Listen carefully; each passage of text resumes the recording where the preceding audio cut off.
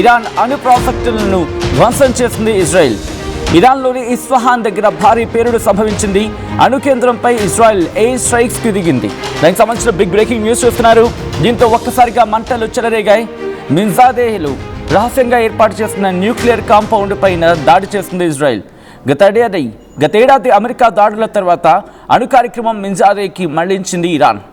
దీని గురించి మాట్లాడుకుంటున్న సందర్భం ఈ క్రమంలోని మిన్జాదేలో ఉన్న రహస్య న్యూక్లియర్ ప్లాంట్ని ధ్వంసం చేశామంటూ ఇరాన్లో ఉన్న మిన్జాదే ప్రాంతంలో ఉన్న రహస్య న్యూక్లియర్ ప్లాంట్ని ధ్వంసం చేశామని ఇజ్రాయెల్ డిఫెన్స్ ఫోర్స్ కొద్దిసేపటి క్రితం చెప్పుకొచ్చింది. దానికి సంబంధించిన బిగ్ బ్రేకింగ్ న్యూస్ చూస్తున్నారు. ఆ విజువల్ని కూడా అక్కడ రిప్రజెంట్ చేస్తుంది మీరు చూడొచ్చు.